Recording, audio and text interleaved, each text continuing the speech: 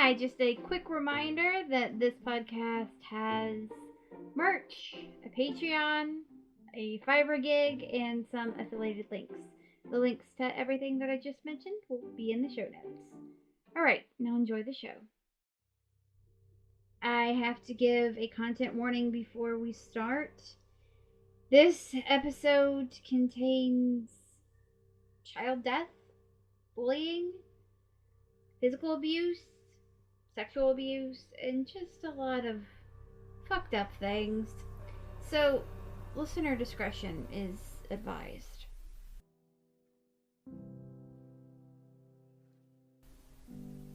This story is a story we have seen played out many times.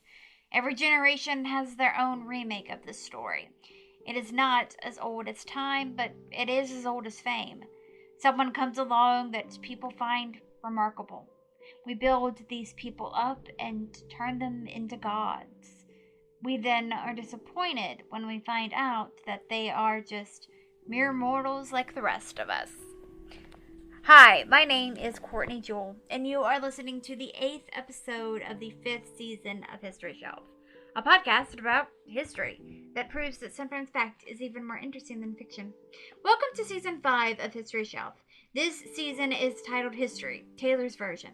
That is because these 14 people I will be covering this season all have one thing in common. The one thing they have in common is they all have been name dropped in a Taylor Swift song. Now, don't stop listening if you are not a fellow Swiftie like me. This season is not going to be about Taylor Swift. You don't have to be a Swiftie to enjoy this season. You just have to be a history lover. So please, stay. What we are going to do is you and I are going to go on a little adventure that spans 2,404 years. Who I am going to cover this season are fearless leaders, people from the screen, poets straight from the Tortured Poets department, and people who were just trying to find a place in this world. Some of these stories may be stories of happiness. They may be sad, beautiful, tragic. But long story short, I hope that you will be enchanted to get to know the stories of these historical figures all too well. So, are you ready for it? For this week, I am talking about Clara Bow once again.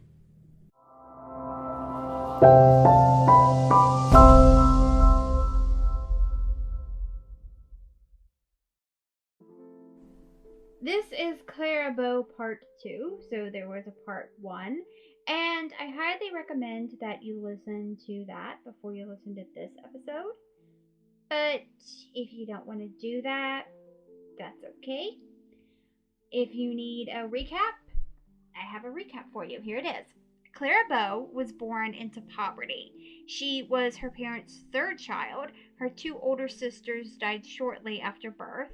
Her parents had a rocky marriage. Clara's mother was mentally unstable and actually tried to kill Clara when she said that she wanted to be an actress. Clara's father, both physically and sexually, abused Clara repeatedly. Clara developed a stammer as a kid, and other children made fun of her for it. Clara won a talent contest, and that is how she got her start in movies. Her first couple of films did not do so well, but critics praised her work in them. She started dating a cameraman named Arthur Jacobson. Her talent got her noticed by Preferred Pictures, an independent production and distribution company. They offered her train fare to travel to Hollywood, California for a 3-month trial period at $50 a week. And I told you last time that I would tell you whether or not Clara took that deal. So that's where we're starting this episode. Alright, let's get started. The pay that Preferred Pictures was offering Clara was low, but Clara never cared about the money, so she took the deal. Maxine Alden was appointed Clara's agent. Clara was now 17. Because Clara was underage, Maxine sort of acted as her guardian.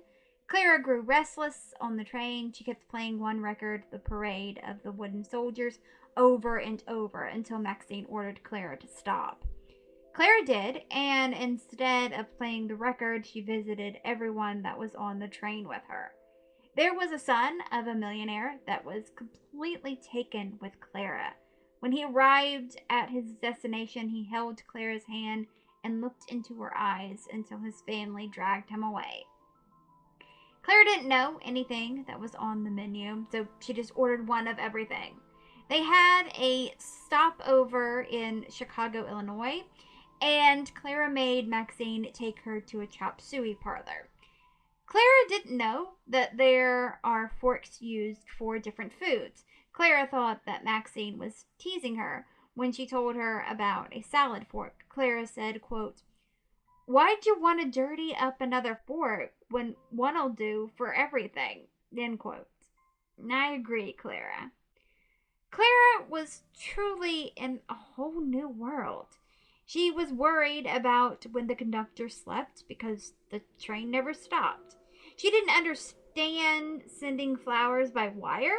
Maxine got a bouquet in Chicago from a friend, and Clara asked, quote, "How'd they stay fresh so long and get here so quick?" End quote. When they finally arrived in Hollywood, Clara was a little disheveled. She only wore one sweater for the whole trip, probably because that was all she had, and there was not one crease left in her pleated skirt, and her hair stood on end.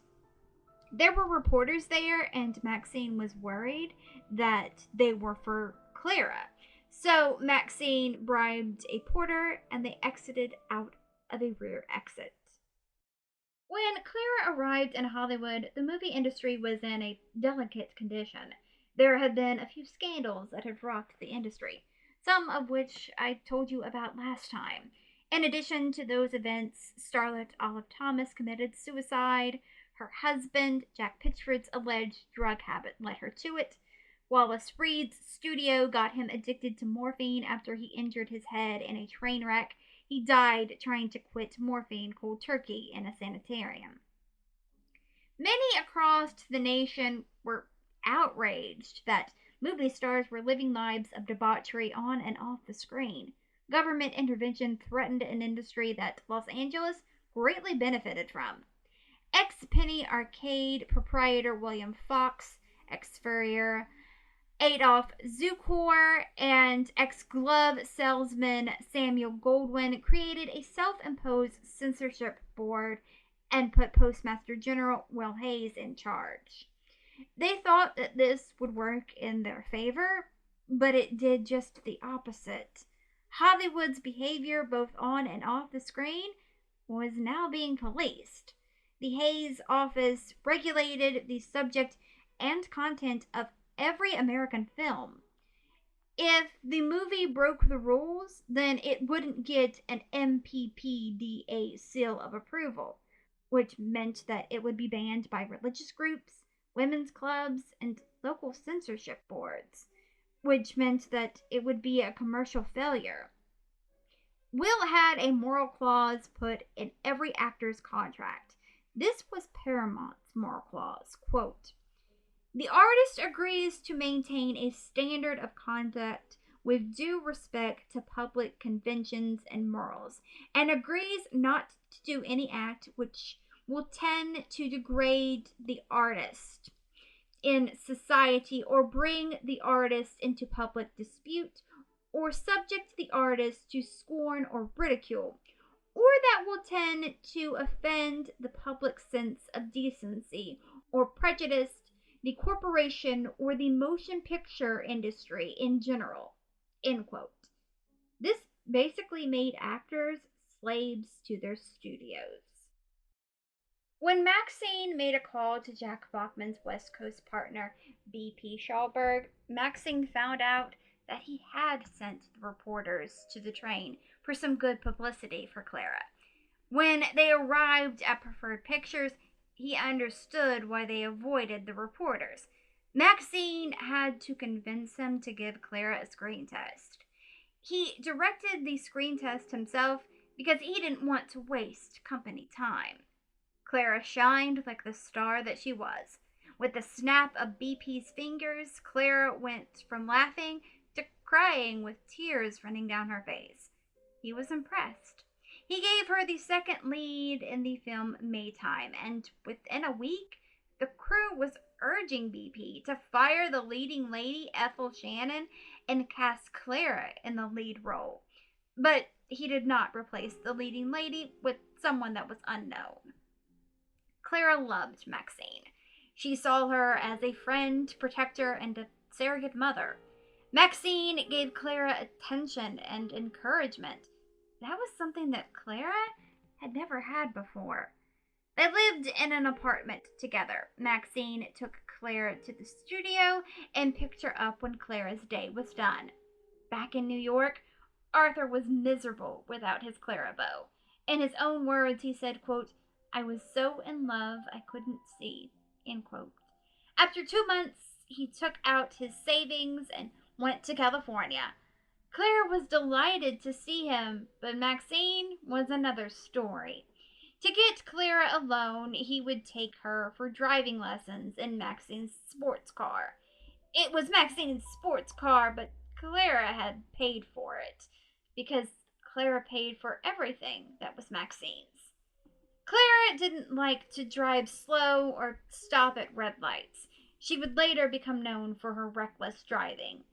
When they all three would go out for Chinese food, Clara would pay. Arthur said she never would let him pay. Clara would say, quote, "Maxine, you pay for it. Artie don't got that kind of money," end quote. Of course, Maxine's money was really Clara's money. BP didn't have another project getting ready to go into production after Maytime, so BP loaned out Clara to First National Studio. Loaning out movie stars to other studios was common. All parties involved got something by doing this. The studio borrowed an actor for a movie, the producer was rewarded for the actor's services, and the actor earned another screen credit. Director Frank Lloyd was looking for an actress to play the role of Janet Oglethorpe in his movie Black Oxen. BP suggested Clara. This is what Clara said about meeting Frank for the first time, quote, "He didn't try to make me think that I didn't have no chance, and that he was doing me a favor, letting me work in his picture. When I came into his office, a big smile came over his face. He told me I was just what he wanted," end quote. Frank was very impressed with Clara, and First National Studio also used her in Painted People. Now Clara was making $200 a week. Clara and Maxine moved into a bungalow off of Sunset Boulevard. Clara wanted Arthur to move in with them, but Maxine refused. The producer of the movie Painted People was John McCormick. He was married to the star of the movie, Colleen Moore. Clara didn't like the role that she had in the movie. This is Colleen talking about Clara and Clara's role in the film, quote, "She said to me, 'I don't like my part. I want to play yours.' And Clara was right. She was miscast. So she quit," end quote. Before Clara quit, she worked on Painted People for 3 weeks. The director, Clarence Badger, was going to do a close-up shot of Clara, but Colleen said that he didn't need to. Clarence wasn't about to disagree with the star and wife of the producer, and so he agreed that he didn't need a close-up of Clara. But Clara wasn't about to take that without making her opinion known. She told Colleen, quote, "You're a big star. You don't need close-ups like I do. Every close-up I get helps me. Why'd you have to stop them?" End quote. Clara went home angry. She stormed out of the bungalow. Arthur went looking for her, but he couldn't find her. Clara came home at 1 a.m. and her face was covered with bandages. Arthur said this, quote, "She's gone straight to a doctor about a sinus condition she had and said, 'Now, I want that operation right now,' end quote." John McCormick had to find a new actress, sets had to be rebuilt, extras had to be rehired, and they had to reshoot 3 weeks of footage. Clara missed her father and begged Maxine to send for him, but she denied Clara's requests. she told Clara that Robert's interference would make the bosses sore. Maxine also undermined Clara's confidence. Clara said, quote, "She kept trying to make me think I wasn't making good and that they was gonna send me back to New York soon. I worried all the time and gave her more and more authority and power because I thought she might keep him from doing that." End quote. The relationship between Clara and Maxine changed when Clara caught Maxine and BP having sex.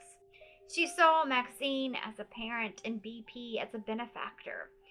Clara felt betrayed. Clara thought that she was nothing without BP. Arthur said this about Clara and BP, quote, "The first Christmas we were in Hollywood, he gave her a beaded bag as a Christmas gift. Well, Clara was beside herself. It was the most beautiful thing that had ever happened to her, that Mr. Schallberg would give her a beaded bag. This wasn't being stupid. This was being naive." End quote. After seeing BP and Maxine together, Clara came to the conclusion that she didn't need Maxine. So she had BP fire her and bring her father to Hollywood. Arthur said, quote, "Clara was the sweetest kid in the world, but you didn't cross her. You didn't do her wrong." End quote. So Clara, her father, and Arthur all moved to 1714 North Kingsley Drive in Hollywood. Arthur had also started working for Preferred Pictures, but BP fired Arthur when he found out that Clara and Arthur were living together. This was 1924, so an unwed couple living together would have been scandalous. In response to Arthur being fired, Clara tore up her contract and threw it in BP's face and told him that he couldn't run her private life. The Los Angeles Times did an article on Clara on September 7, 1924. In the article, Clara's father is listed as her business manager and Arthur was listed as her brother. Poisoned Paradise was Clara's first lead role. It was released on February 29, 1924. She also had a movie titled Daughters of Pleasure. That was released on the same day. The first time she was top starred was in the movie Wine, released on August 20th, 1924. In June of 1925, Clara went from giving her photograph to a magazine for a contest to being on the cover of one. She graced the cover of Motion Picture Classic. This is what the magazine wrote about Clara, quote, "Clara Bow shows alarming symptoms of being the sensation of the year," end quote. Clara's biggest critic was herself. This is what she had to say about her work, quote, "I'm almost never satisfied with myself or my work or anything. By the time I'm ready to be a great star, I'll have been on the screen such a long time that everybody will be tired of seeing me," end quote. Clara was busier than ever during this time. This is what Clara had to say about this time in early of 1928. Quote, "I worked in 2 and even 3 pictures at once. I played all sorts of parts in all sorts of pictures. It was very hard at the time, and I used to be worn out and cry myself to sleep from sheer fatigue after 18 hours a day on different sets. But now I am glad of it," end quote. Clara was a star. The public was in love with her. People loved her acting. They saw her as a sex symbol. She was called the premier flapper. But even having the star Clara Bow work for you couldn't save Preferred Pictures from money woes. They had to file bankruptcy. BP Schallberg started working for Paramount Pictures as an associate producer. How he got the job was he had Clara under personal contract, and Paramount wanted Clara. Clara and Arthur did not stay together forever. I tried to find out why they broke up and when they broke up, but I could not find it. But they did indeed break up. Clara starred in the movie The Plastic Age with actor Gilbert Roland. Gilbert actually became Claire's first fiancé when they were both just 20 years old. Clara and Gilbert never got married, though. Clara's father saw to that. Robert told Gilbert that he needed to make more money before he could marry Clara. Now, we know that Robert wasn't being a protective father here because we know about the sexual abuse that Clara endured because of Robert. So we know that Robert was being a possessive father and not a protective one. Clara and Gilbert's youth and Clara's father ended up breaking them up, but they remained friends. Clara admitted that Gilbert was the first man that she ever really cared about. Clara had this to say about her relationship with Gilbert, quote, "We used to sit and just look at each other, hardly breathing, not really knowing each other at all. He called me Clarita. He still spoke with a good deal of Spanish accent in those days, and I used to love to hear him say my name. It was so soft and sweet. Neither of us had much money, and we used to do all sorts of silly things to have a good time, and we used to think it was wonderful when we could go out to dinner and to a theater. I think we might have been happy together if outside things hadn't interfered so dreadfully. We were happy for a year and a half, and used to talk about getting married and the time when we'd both be stars. Well, we're both stars now, but the rest of the dream has vanished, and like every girl, I look back on my first love with tender memories and maybe a tear, though I know it could never come again. I don't know just what separated us, but Gilbert was working on one lot and I on another, and everyone came between us, and we were both very jealous, and at last we had a violent quarrel. I don't think either of us meant it or dreamed it would be final, but it went on, and we were both too proud to make the first move. So the breach finally grew so wide, and we were so far apart that we never made it up." End quote. This is a little side note. Gilbert went on to have a secret affair with Greta Garbo. So secret that I didn't come across it when I was researching Greta. So I wanted to say it here. Clara was a trendsetter. There was a trend in the 1920s where girls would roll down their stockings and they would paint their knees. They would paint designs on their knees, and Clara is credited as the first one to do that. She was also a bit androgynous. If she wasn't in a flapper role, she was in a tomboy role. Clara had a love for music and poetry, but she didn't have the patience to read a novel. Clara signed her first contract with Paramount Pictures on April 12, 1926. The contract was for 6 months from June 6, 1926 to December 6, 1926. Her salary was $750 per week. That would be $13,338.81 in today's money. Now, remember those moral clauses that I talked about earlier? Well, Clara negotiated that her contract would not have one of those. Clara liked to live on the wild side, and she didn't want anyone telling her how to live her life. Her choices often alienated her from her fellow actresses. Fellow actress Lena Basquet said this, quote, "She wasn't well liked amongst other women in the film colony. Her social presence was taboo, and it was rather silly because God knows Marion Davies and Mary Pitchford had plenty to hide. It's just that they hid it, and Clara didn't." End quote. Clara knew that she wasn't well liked in Hollywood. She said, quote, "They yell at me to be dignified, but what are the dignified people like? The people who are held up as examples for me. They are snobs, frightful snobs. I'm a curiosity in Hollywood. I'm a big freak because I'm myself." End quote. But despite her colorful personal life, Clara kept getting roles.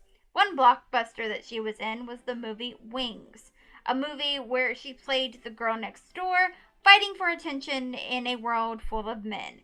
It was a role that she did nudity for. You can see her breasts for a brief moment in the film. The nudity would later be something she regretted doing. This is Clara again, quote, "I don't want to be remembered as somebody who couldn't do nothing but take her clothes off," end quote. That movie won the first Academy Award for Best Picture. That 6-month contract she signed with Paramount was renewed into a 5-year deal on August 16, 1926.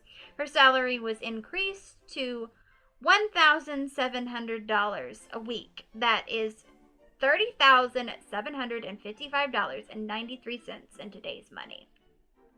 And in the last year, it increased to $4,000 a year. That is $72,366.90 in today's money. One of the most important movies of her career was the movie It. Clara played Betty Lou Spence, a shop girl that had a crush on her handsome employer, Silas Waltham Jr. This not only made Clara one of the most popular actresses of this era, but it also coined the term It Girl. Clara Bow was the first It Girl. So if you ever wondered where the term It Girl came from, now you know. By 1929, Clara was receiving 45,000 fan letters a month. Two of her fans were Al Capone and Adolf Hitler, which that might sound surprising, but Adolf Hitler was actually a big fan of American film. Fan magazines revealed that Clara was a redhead.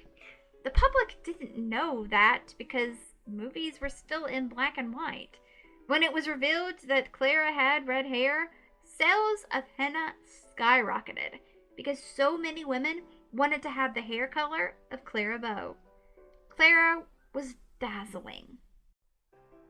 Clara managed to do something that not every silent film actor was able to do. She was able to make the transition from silent film to the talkies. Though Clara liked the silent films better. Some actors didn't make the transition because some didn't have the voice for sound. But Clara did fine despite her very, very thick Brooklyn accent. But it was a change and challenge for Clara. On the set of The Wild Party, her first talkie, she had to do a lot of retakes because she kept looking up at the microphone. Clara had a big role in the creation of the boom mic. Clara liked to walk around the set. That wasn't a problem for silent films, but it was for talkies when mics were planted. So Dorothy Arzner, the director of The Wild Party, rigged a microphone to a fishing rod. Clara had some scandals. Notice that I said scandals and not scandal. Clara was involved in several scandals. She actually got the nickname Crisis a Day Clara. A big part of her scandalous image was she liked men. I already told you about Clara's relationship with Arthur Jacobson and Gilbert Roland, but they weren't the only men that Clara took a liking to. Clara started a relationship with the actor Harry Richmond. He was smitten with her just like just about every other man that ended up in Clara's atmosphere. Together they went to the annual New York Automobile Show. Clara saw an aquamarine Isuzu Fraschini with 18-karat gold fixtures. The car cost $18,000, and Harry wrote a check for it on the spot so Clara could have it. She drove the car to her old neighborhood where her cousin Billy Bow lived. She was too embarrassed by Harry to bring him along. Word got out that the Clara Bow was in Sheepshead Bay. Soon people were climbing trees to get a look into Billy's window so they could see just one glimpse of Clara. The crowd was so large that a police convoy had to escort Clara back to Manhattan. She insisted on stopping at the police station while they were en route so she could thank the officers. Clara and Harry became engaged, and the public was dying to know when the couple was going to wed. The speculation filled the tabloids daily. Clara was also involved with the actor Gian Big Boy Williams while she was engaged to Harry. It all became too much for Clara, and she called a press conference in her hotel suite. She told the press that she was not going to marry Harry because she was expecting a nervous breakdown and she had to return to Hollywood to experience it, quote, in the proper surroundings, end quote. Clara's next film would be uncharted territory for her. It was titled Paramount on Parade, and it was a musical. Clara's song is true to the Navy. Clara did a half sing, half talk sort of thing. Clara hated it, but the studio told her that it was great. The audience loved it so much that B.P. Schallberg ordered the song expanded into a story. He had the film titled True to the Navy, so the audience would associate it with Paramount on Parade. Clara met a man named George Beldam. George was hired as a stuntman by Fox. Fox would change his name to Rex Bell when they were in need of another cowboy actor. Clara met Rex when she was engaged to Harry and involved with Gin. Rex became Clara's third lover. It started casual at first and then quickly became serious. Rex said that Clara was the first woman that he ever loved. Clara quickly dumped Gin, and whenever Harry would call from New York, Clara would put Rex on the phone. Clara's father, Robert, of course, hated Rex. One man that Clara took a liking to was a doctor named William Earl Pearson. He went by the name Earl. Earl was from Dallas, Texas, and he worked at St. Vincent Hospital. That was where Clara had her appendix removed on February 14th, 1929. For the next 2 years, Clara was romantically involved with Earl. It didn't matter that Earl had a wife named Elizabeth, and it also didn't matter that Clara was involved with a few other men. The relationship with Earl would turn out to be a scandal for Clara. On June 15th, 1930, Clara arrived in Dallas, Texas with Daisy DeVoe. Daisy was Clara's best friend. Daisy first entered Clara's life as her hairdresser at Paramount. Clara hired Daisy to be her secretary to help her control her finances. I will talk more about Daisy in a little bit. Clara registered at Baker Hotel as Sadie Hamilton. She wore horn-rimmed glasses to disguise herself. They didn't work. The local press found out hours after her arrival that she was there. The next day, the manager of a local Paramount theater pleaded with Clara to make an appearance prior to the showings of True in the Navy. Clara declined. She said that her fans scared her. This is Clara, quote, "When they stare at me, I get the creeps. If they would only treat me like a regular human being, it would be all right," end quote. She eventually got talked into going, though, later in the week. Clara went to Texas because she claimed that she was visiting some friends. But when she knocked on a door on July 17th, 1930, a friend was not on the other side of the door. The person that answered the door was Elizabeth Pearson, the 6-month pregnant wife of Dr. William Earl Pearson. Clara wanted to know where her $30,000 had went. Elizabeth slammed the door in Clara's face. That afternoon, Clara's hotel suite was filled with local reporters. She told the reporters, when they asked, that the reason why she was in Dallas was to straighten things out with a boyfriend, and that the studio thought that she was in Hawaii. All but one of the reporters left the suite. The one that remained was a woman named Fairfax Nesbit. Fairfax asked Clara about Earl. Clara replied, quote, "Ain't gonna talk about him," end quote. But Fairfax thought that she was on to something. She just had to find the right thing to say to get Clara to open up. So Fairfax said, quote, Ain't you here to pay Earl Pearson's wife $150,000? End quote. That was it. That bitch, Clara said. I already gave her 30 grand, and I ain't paying another cent. Elizabeth filed for divorce because of Clara and Earl's affair. In the divorce, Elizabeth named Clara as the cause for alienation of affection. As a result, Clara had to pay Elizabeth $30,000.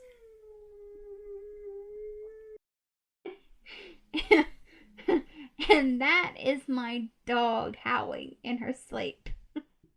Anyway, back to the story. Clara's studio-controlled trust fund was forfeited. Clara found out that Elizabeth had never accepted the money, and so Clara went to Dallas to find out where the money had went. Fairfax asked Clara if she was going to steal Earl from his wife again. Clara replied, quote, "Oh, I don't know. I'm sort of changeable. And besides, there's another boy on the coast I like awful well. His name is Rex Bell. Gee, he's a swell fella." End quote. That evening, Clara went to a nightclub outside of Dallas with Earl as her escort. The next day, Fairfax's story, Clara Bow Airs Love Suit, is a front-page news story. Elizabeth left Dallas. No one knew where she took off to. Earl told reporters, quote, "I don't see why my name should be used in any way in connection with Miss Bowes. I am in no way connected with the case and know nothing about it." End quote. Clara blamed the first breakup with Earl on his parents. She said, quote, "His folks don't know me, see? They thought I was a terrible person 'cause they saw and heard me in the movies, and I said ain't. They didn't really know me." End quote. Back in Hollywood, BP refused to comment on the situation, but he was pissed about it. Clara sent her father a telegram, and this is what it said, quote, "Dearest Daddy, don't be alarmed over paper stories. Just don't say anything about anything if you asked by newspaper men about any lawsuit. I don't know how it leaked out about the whole affair, but it did, so that's that. The studio is furious with me, but I couldn't help it. I wish you would tell them that I had nothing to do with it getting out, and that the story was pretty well known in Dallas anyhow. I was just as much surprised to see it break as they were. I am trying to get it straightened out before I come home. Clara." End quote. Will Hayes gave Clara an ultimatum. She either had to marry Harry Richmond, break off her engagement to him, or retire from acting. Clara stated that she didn't think that she would sign another contract when her current contract expired in a year. BP denied that Paramount dissolved Clara's trust fund after Elizabeth Pearson threatened to sue for alienation of affection. He said, quote, "As I have stated before, the primary purpose for creating the trust fund was to have her get into the habit of saving." End quote. All of it was lies. The trust fund substituted for a moral clause in Clara's contract. He also said that the studio did not retain the trust's $26,000 contents. More lies. Since the $30,000 earmarked for Elizabeth was still unaccounted for, Clara created a scandal for nothing. Against BP's orders, Clara left Dallas for New York and Harry. She told reporters, quote, "I still love him with all my heart," end quote. She claimed that Fairfax misquoted her. She claimed that she was only in Dallas to rest. When Clara got back to Hollywood, still no one knew where the $30,000 was. Paramount claimed that they gave it to Elizabeth. Elizabeth claimed that she refused the money. It is likely that Earl took the $30,000. He did have an extra $30,000 in his account in the middle of a depression. Clara never spoke to or saw Earl again.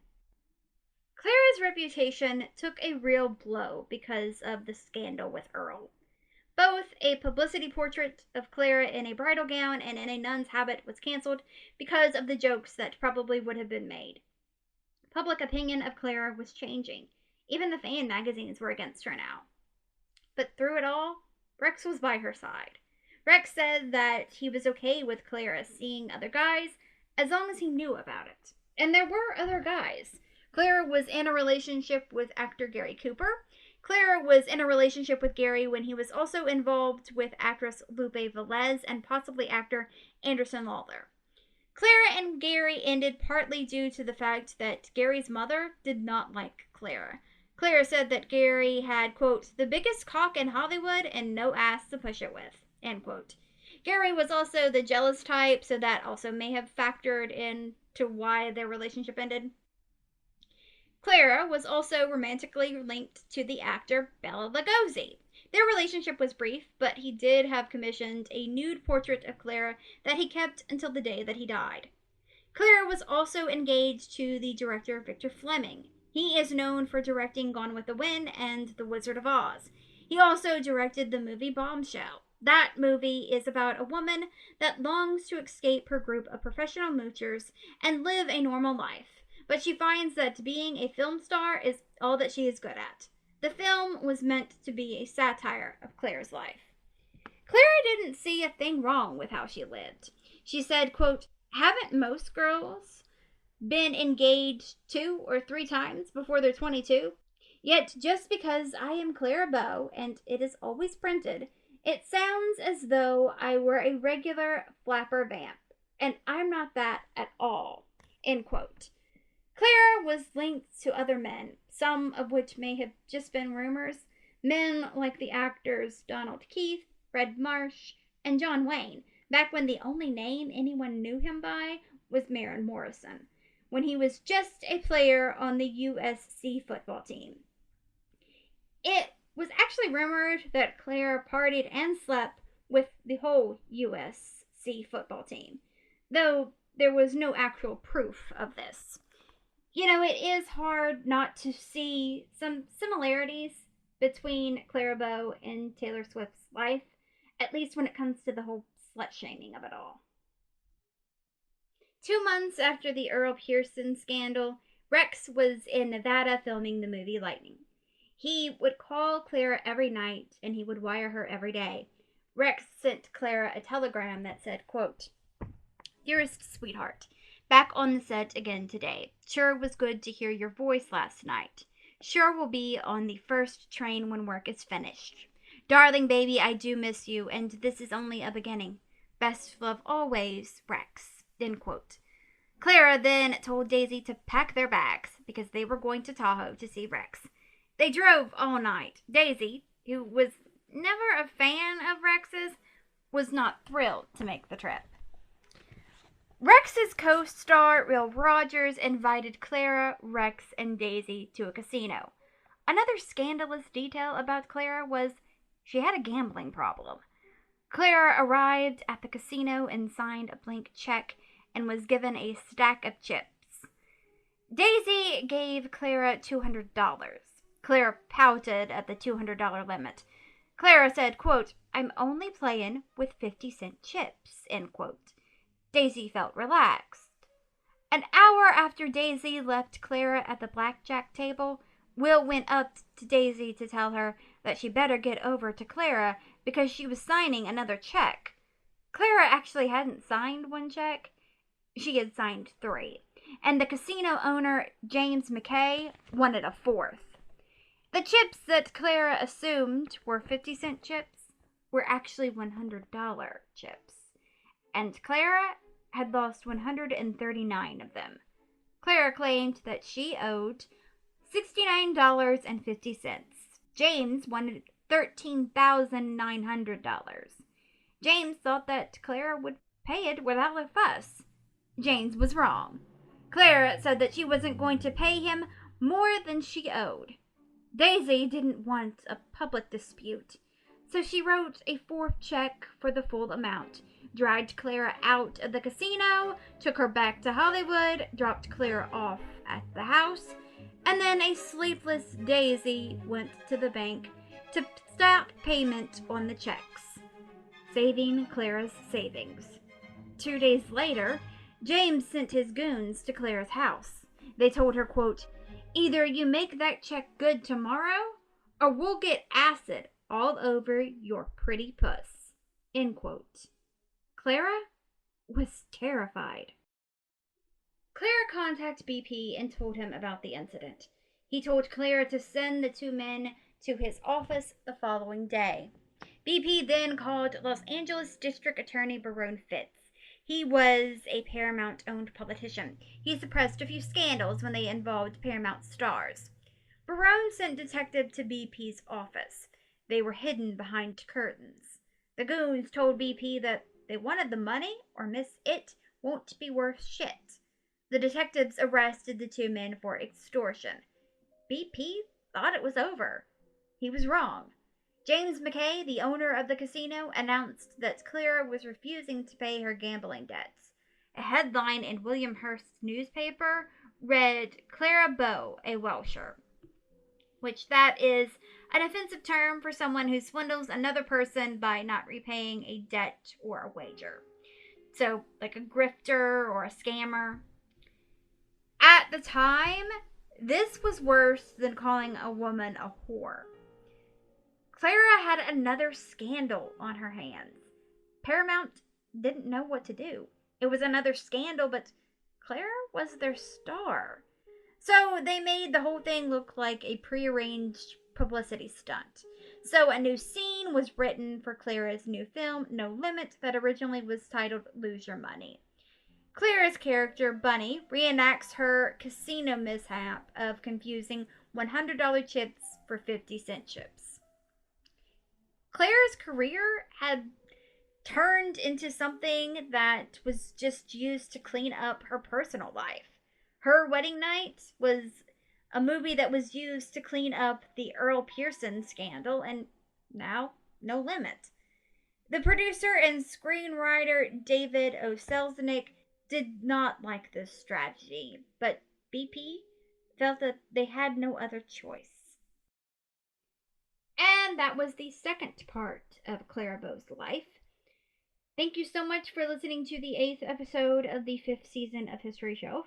Next week's episode is going to be Clara Bow Part 3, and it will be the conclusion of her life. I'm going to start that episode off with telling you about another big scandal that Clara Bow was involved in. This one also involved her best friend, Daisy DeVoe. So I hope you come back for that. A few things before we go. If you want to follow this podcast on social media, the TikTok is at History Shelf. The Instagram is at history_shelf_pod. The Twitter is at History Shelf Pod, and the Facebook page is History Shelf Podcast. If you want to help out this podcast financially, there are a few ways you can do that. One is you can buy merch from the History Shelf merch store, or you can become a Patreon. This podcast is always going to be free, but there are some perks that come along with becoming a Patreon. The first tier is called History Student, and that is $1 a month. And with that, I will give you a shout out on all social media platforms that History Shelf is on. I will also choose one Patreon at random for each episode that I do, and at the end of that episode, I will give that Patreon a shout out. The second tier is called History Fan, and that is $3 a month. And with that, you get the first tier, plus you get to vote in a poll that helps me choose the theme for the next season of this podcast. The third tier is called History Buff, and that is $20 a month. And with that, you get the first 2 tiers, plus you will get a handwritten note of thanks mailed to you from me. And the last tier is called History Lover, and that is $40 a month. With that, you get the first 3 tiers, plus you get to choose one item from the History Shelf merch store. You can choose any item that you want except for the Zippo Putty. You can also take out ad space. I have a gig on Fiverr that lets you do that. Also, if you click on one of the affiliated links and you buy something that helps support the podcast, there's one for Riverside, one for Amazon, and one for Bookshop. But if you don't want any of the merch, and you don't want any of the perks, and you don't want to buy anything, but you still want to help support the podcast, I have turned on listener support on Spotify for podcasters. The links to everything that I just mentioned will be in the show notes. But as always, the best way that you can help support this podcast is just to continue to listen to it. And there are a few other ways you can help with this podcast for free. One is if you are listening on a platform that lets you rate this podcast 5 stars and or leave a positive review. If you do that, that would be very helpful. Also, sharing this podcast on social media with your friends and family would be very helpful. All right, well, until next time, keep learning, keep loving history, and come back for next week's episode. Bye.